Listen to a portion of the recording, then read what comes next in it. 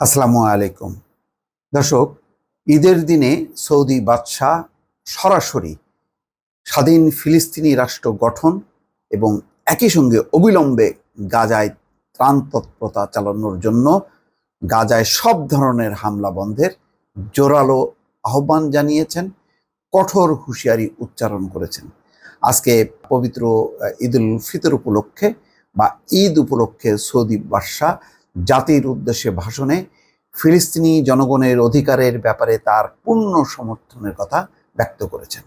সম্ভবত পুরো ইসরায়েলের যে হামলা এবং তার প্রেক্ষাপটে ফিলিস্তিনি জনগণের যেই চরম দুর্দশা, তার প্রেক্ষিতে সারা বিশ্বের মানুষের মধ্যে যেই অনুভূতি এবং বিভিন্ন রাষ্ট্র যেভাবে নিন্দা জানাচ্ছে একের পর এক ইসরায়েলের এই কর্মকাণ্ডে, সৌদি বাদশার এই আহ্বান নিশ্চয়ই একটি নতুন একটা দিক উন্মোচিত হলো এবং নতুন করে ইসরায়েলের বিরুদ্ধে একটি চাপ তৈরি হলো বলে অনেকে মনে করছেন।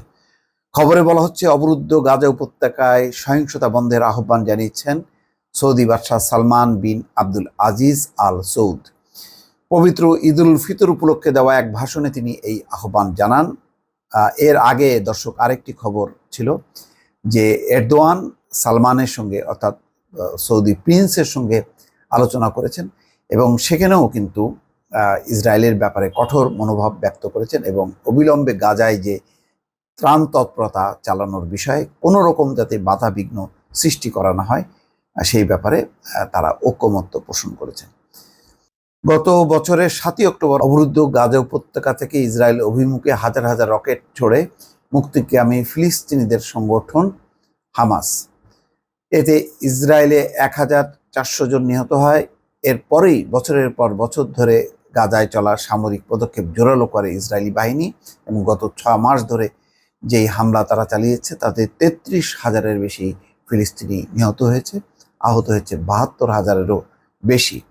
হতাহতদের বেশিরভাগই বেসামরিক। এমন অবস্থায় বিশ্বজুড়ে যুদ্ধবিরতির আহ্বান জানানো হচ্ছে। উপত্যকার দুর্ভিক্ষ পীড়িত ফিলিস্তিনিদের ত্রাণ সরবরাহের জন্য নিরাপদ করিডোর খুলে দেওয়ার আহ্বান জানিয়েছেন সৌদি বাদশাহ। এছাড়া স্বাধীন ফিলিস্তিন রাষ্ট্র প্রতিষ্ঠার যে ন্যায্য দাবি দশকের পর দশক ধরে ফিলিস্তিনিরা জানিয়ে আসছেন তা মেনে নিতে আন্তর্জাতিক সম্প্রদায়ের প্রতিও আহ্বান জানান তিনি। এখানে তিনি বলছেন যে বিশ্বের কোটি কোটি মুসলিমদের অন্যতম বড় ধর্মীয় উৎসব ঈদুল ফিতর, ঈদ মানে খুশি, যেখানে ঈদের আনন্দে মাতোয়ারা থাকার কথা গাজাবাসীর।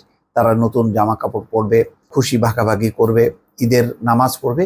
আজকে তারা একেবারে মৃত্যুর মুখে ধাবিত হচ্ছে এবং ক্ষুধায় এবং অনাহারে বহু মানুষ মারা গেছে এবং প্রায় 12-13 হাজার শিশু ইতিমধ্যেই মারা গেছে বলে বিভিন্ন গণমাধ্যমে প্রকাশিত হয়েছে।